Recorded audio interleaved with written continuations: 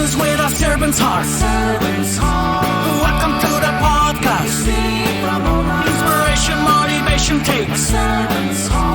Listen to the pod. Welcome to Doing Business with a Servant's Heart. I'm your host, Steve Ramona. Every episode is an invitation, a reminder that business and life isn't just about profit. It's about purpose. It's about showing up with a servant's heart in every deal, every decision, every day to make a powerful impact on others. My guest today, yes, I got two guests from South Africa. I'm so excited. Love the accent, by the way. I think of golf. I don't know why, but I just said that. They're both going to light you up. You're going to be motivated. They're going to challenge you. But more importantly, you're going to walk away with tools and resources that inspire action, both in your life, your business, and guess what? In the lives of others, so you can be that servant heart. Before we dive in, here's your homework, audience. Think about how you're going to serve yourself and others today. Keyword is today. It doesn't have to be a big impact. Even a small act of kindness or courage can change the game. So lean in, take notes. Let's discover how servant leadership in business can create ripple effects that last far beyond the bottom line. And a quick shout out to my sponsor, Epic Impact, the only universal emotionally resonant messaging framework that works anywhere for any audience. The 4-step system transformed how I pitch, post, and podcast. We engage, we persuade, we inspire, we close with clarity. I use it daily and it works. Grab your free trial at epicimpact.ai with promo code Steve to inspire action today. And a quick shout out, my guests don't even know that, but because of them and you other guests and audience, we hit top 20 in small business marketing podcasts. You know what's great about that? We're all impacting somebody. Something's happening in the world, and these guys are going to do it today. So let's welcome to our show, Peter, Gareth. Welcome to Doing Business with a Servant's Heart. Hi, Steve. It's really exciting to be with you and your listeners here today. Our greetings from South Africa. I thought it was interesting that you think of golfers. I guess we've had many great South African golfers, Retief Goosen, Ernie Els, Gary Player. I guess you've picked up some of their accent from there. But, you know, we're known for a lot more things than just golf. Yeah, and you are. I'm glad you said that. Yeah, it's great because the golf is just, I guess I was thinking golf. But Peter and Gareth, we're going to talk about crisis. Why are you guys so passionate about talking about crisis in your book? Well, because in our separate ways, Gareth is a very senior executive in the running of the city of Cape Town, which is a 4 to 5 million people city here. And me, because I've worked with leaders for the last 25, 30 years. And more, I've been helping them to think about major crises like climate-related crises and so on. So that's what sort of converged us.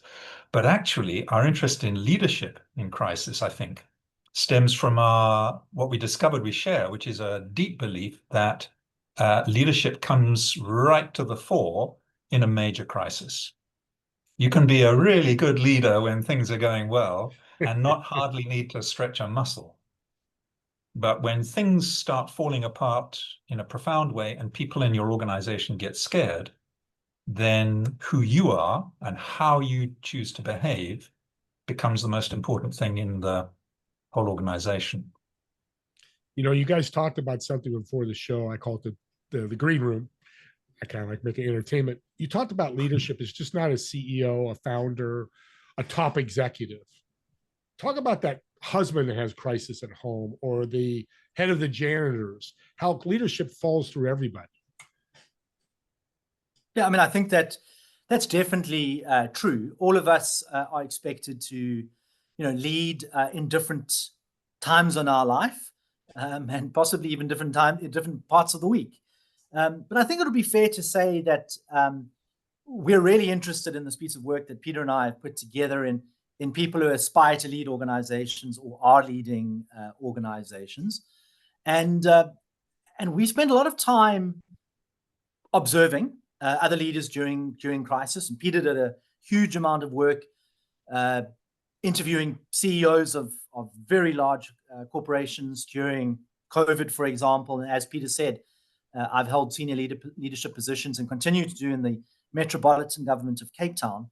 And we saw separately and together a range of sort of interesting patterns in others and some commonalities. And we thought that, we wanted to share it. with a wider audience, hence writing this book, Becoming Good at Crises, a field guide for leaders. But also, we think that people who are leaders or aspire to be good leaders can be really excellent at crisis. And we've got some ways we think that that can happen. Peter? Yeah, I mean, if you think of probably the best known, globally best known crisis leader, Winston Churchill, he had a sort of a modest following during peacetime of people. It wasn't particularly spectacular, but because of his character and his understanding of the needs of people who are bewildered by shocking and uncertain events piling in on them, and his ability to just hold who he was for them, he was adored and became a legend, and perhaps most important of all, was successful. So we don't expect everybody to be a Churchill. And I think your point about leaders, we're all leaders. I actually just want to question that, come to think of it, Steve, because I think we also need really skillful followers at different times. And a follower can be a leader in their church, for example, and a really good follower in their corporation.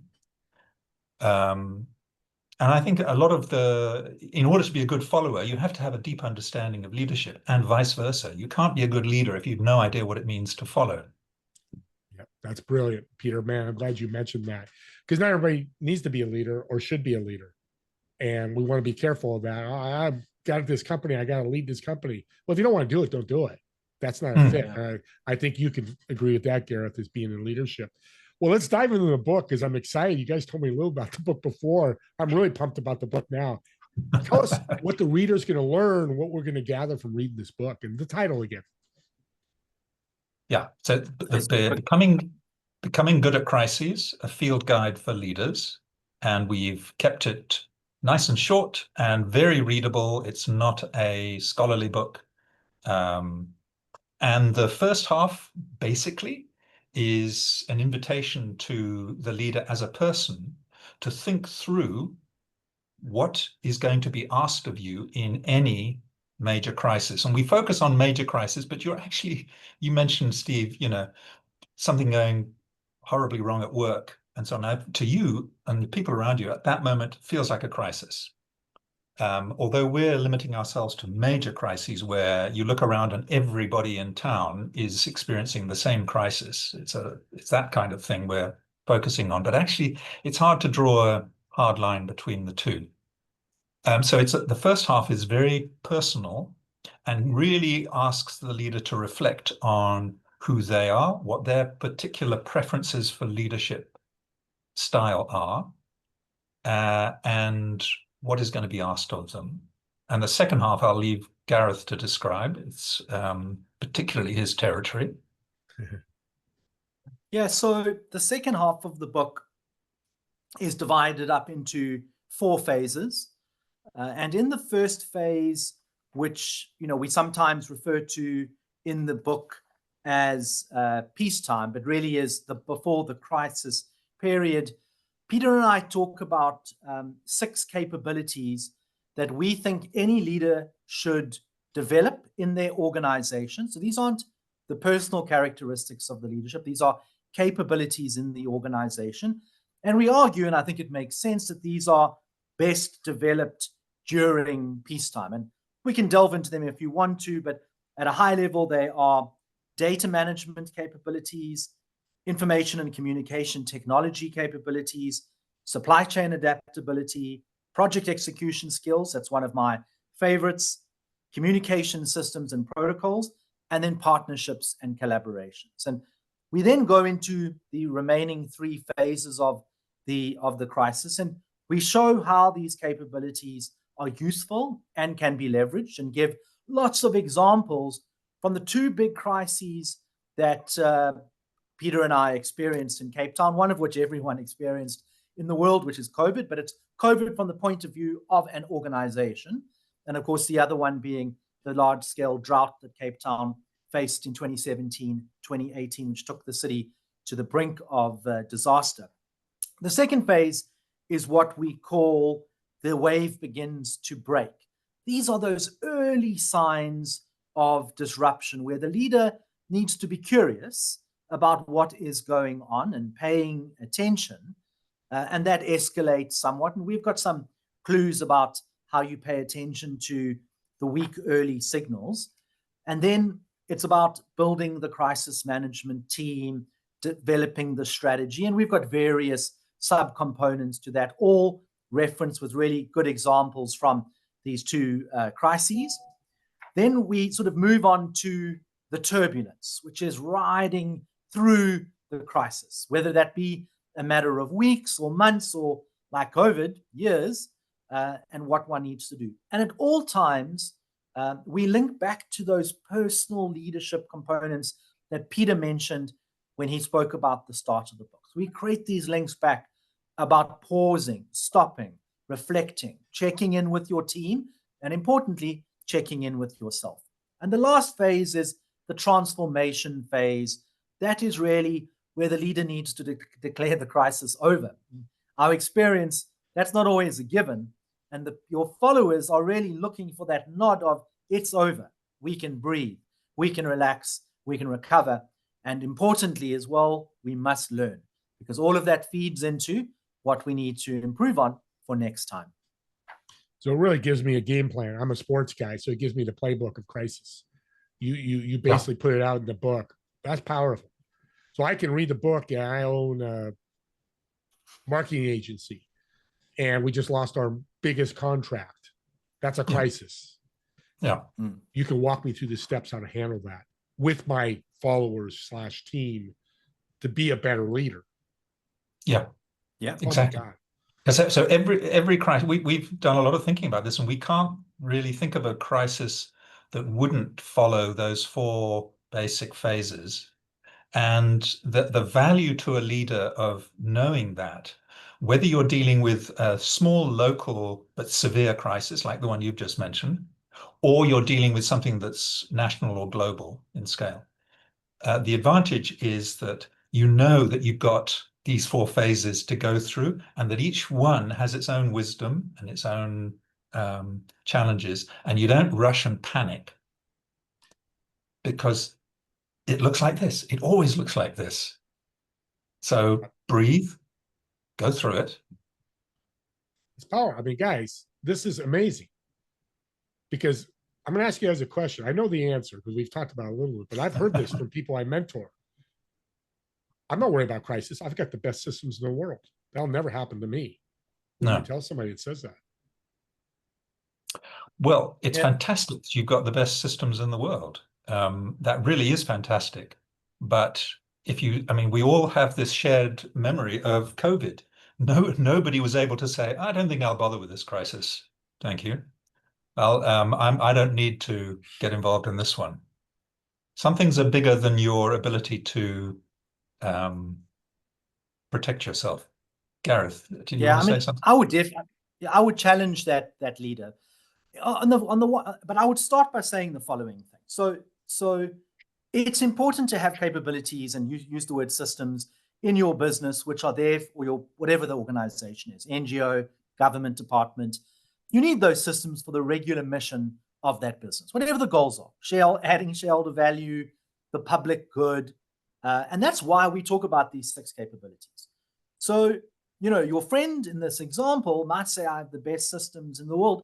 On the one hand, he actually might be right, and he might have a lot of what is required in order to adapt and ride things out. But there's always things that will catch you. I think, for example, and to use a real life example now that is playing out in the world, there is a huge amount of supply chain disruption going on in the world. We've experienced it, through COVID somewhat. We've experienced it in the Middle East, around trade through the Suez. And now we're experiencing, because there's a fundamental shift in tariff policy from the US, and that has large impacts in parts of the world. Now, that wasn't necessarily foreseen. And the thing about supply chain adaptability is you're not going to find a new market for your wine or your grapes, or your apples in a matter of months. It takes a very, very long time to do that. So, I would sit your friend down and I would say, I'm sure that many of these things are very, very strong.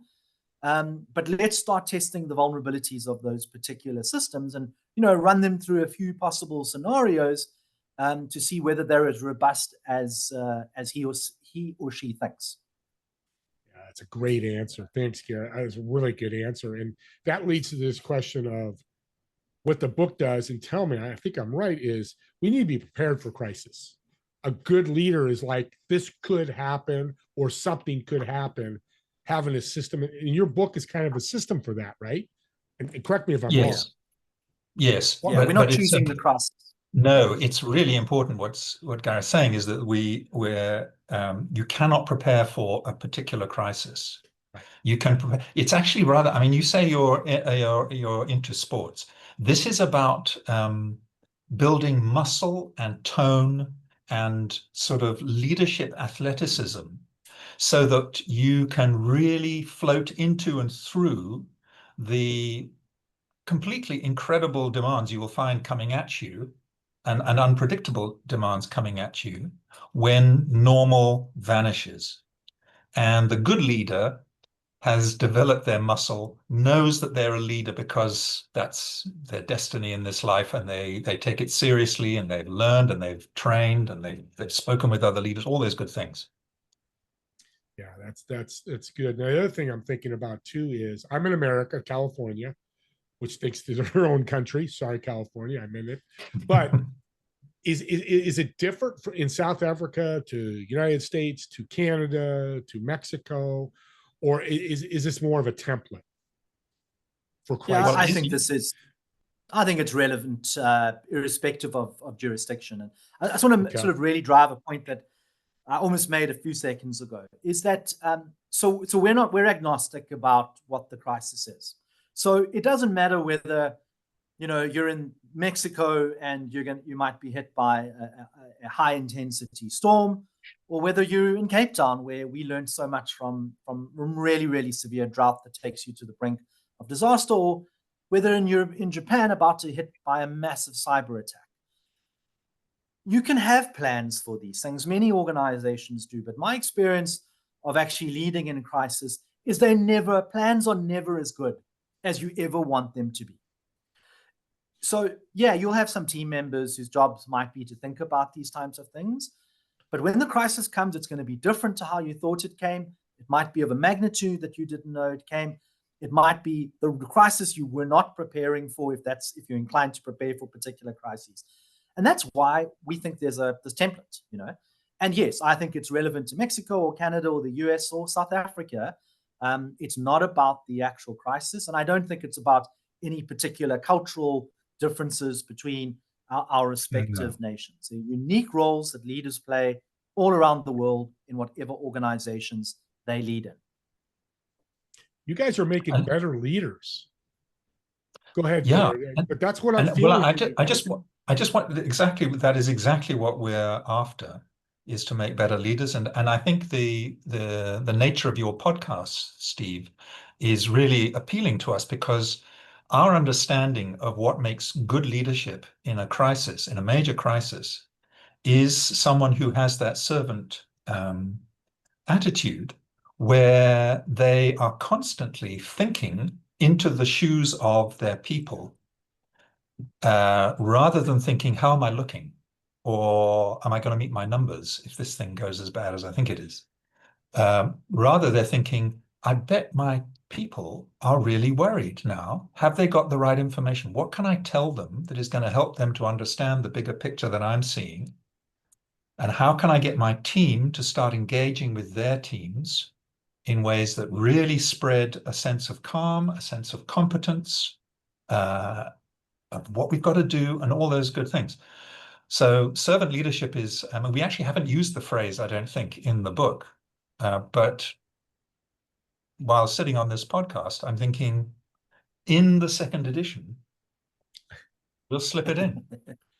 No, you guys, it's one of those unwritten, how they say that, unwritten rules or words. That's what you're talking about, servant leadership. Yeah. The plane goes down. Who's the people that are taking the people off the plane first? That's the leader. Yeah. And the follower is the person. I thank you, Steve, Ramona, or Peter, or Gareth, for being that good leader. But the repercussion, you're saving so many companies you probably already have with this book. I have to say that because COVID's taught us that. How many companies went out of business because they weren't prepared? If you had this book in 2018, 19, you probably could have saved thousands of businesses. It's amazing. Wow. It's an interesting thought. Yeah. Just, We're writing this in the absence of a global major crisis. There are lots of sort of medium-sized crises, as Gareth just suggested. But we want to get this out well ahead of whenever the next one. Yeah. Big thing happens, because then we think people would certainly benefit from having something they can read very easily, quickly, that reassures them that there's a relatively small number of things that they need to pay attention to, which make a huge difference. Yeah. We're coming to the end here, and I'm a little sad because you guys are so brilliant. I've said this twice, so you must be brilliant. I've said it twice. I want to ask both of you this question. What are core values of a servant leader? You guys are experts, so I know I'm going to get answers from you. Well, if I may, I'll go first. To me, perhaps the core value of a servant leader is in the word servant. That in many people's minds, a servant is a lowly creature, someone who hasn't made it to be anything more than a servant. And in the best mystical and biblical traditions, we are reminded that the servant is right at the heart of the home, and the servant might be the head of the home. It's an attitude, not a role. It's an attitude, not a job description. Gareth? I would add to that. I think humility is important for a servant leader. But the one that I find even more exciting and impactful is a commitment to the development of others, those that you are leading, so that you help others rise with you, build their capabilities, so that some of those followers may indeed become leaders as well. I think that that's part of being a servant leader. Some of the best answers I've heard, guys. Thank you. Audience, I hope you wrote that stuff down. I did, because I want to be, and leaders are always growing. That's the thing. Your book, leaders going to grow. What you said, leaders are going to grow. We have to grow continuously, daily, weekly, monthly, whatever that may be. So let's end with a fun question. I like to do this and catch you guys a little off guard and get to know you a little bit better. So I'll start with you, Peter. So I've got a reservation at a restaurant. So Gareth's got an advantage because he gets the question. He'll get to hear the question and get to think about it. But I've got a reservation at a restaurant in South Africa for table for 4. You're going to sit in one of the chairs. In the 3 empty chairs, who would you invite, whether dead or alive, to talk to get to know, to ask questions? And what food would you order? Oh, well, okay. Okay. Gosh. So I'm going to go with my intuition here. One of them would be General Jan Smuts, who was probably the most remarkable South African from the last century. Most people won't have heard of him, but he although he was a humble farm boy from South Africa, he became Winston Churchill's left-hand man, and he left him in charge of the British war effort while he went overseas to meet with Roosevelt. So, and he was profoundly wise. I would have him. I would then have 2 women, and I'm going to think of my 2 women while Gareth comes up with. You can come up with some of your people, Gareth. Okay, so we've spoken about. I'll go over one.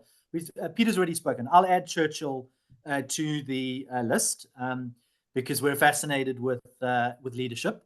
I think he would be a hoot at a dinner table. So, and of course, if Peter and our table is together, him and Jan Smuts were great friends. So Peter and I we might not get a word in. But I'll also start designing my meal.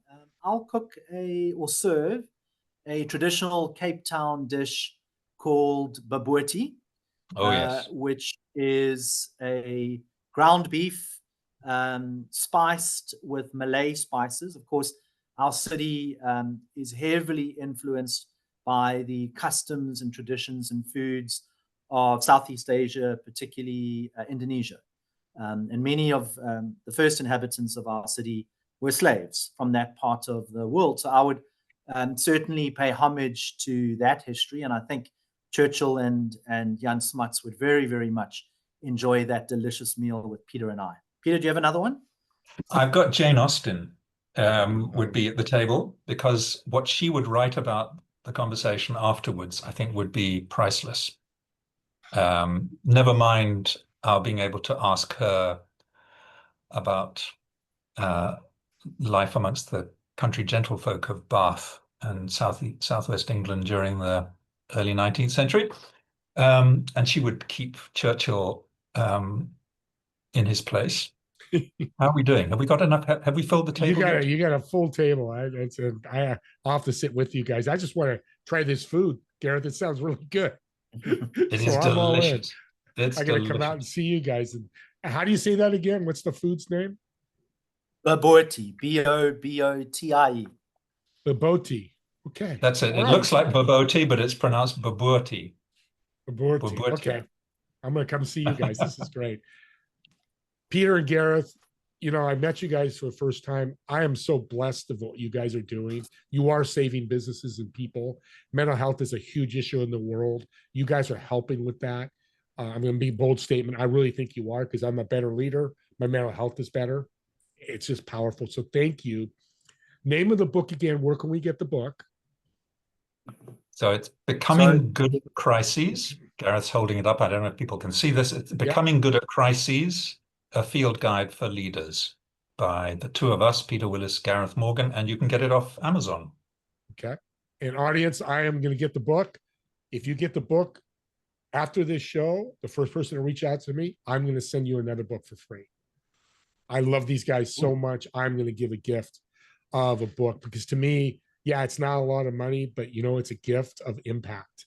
And that's what you guys are doing. And thanks again for being on the show. Thanks for writing a great book. And I'm going to help get the word out. Audience, do that as well. And last thing, audience, here's your homework. Subscribe to the YouTube channel. And here's a perfect reason. Have them listen to Peter and Gareth if they can't handle crisis. You have a friend that has a company and they're going through crisis and they're telling you about it. Well, share this link with them. Because when you subscribe, you get the link. Because guess they get, I've learned so much. Can you imagine what's going to happen to them? Maybe they just get the book, they read it, and you've changed their lives. You've made the impact that we talk about as a servant's heart. So with that being said, Peter, Gareth, and I want to thank all of you for watching or listening to this podcast. And we'll see you all in the next episode. What a pleasure. Thank you so much, Steve. You guys are a pleasure. We'll talk soon. Steve. Bye-bye.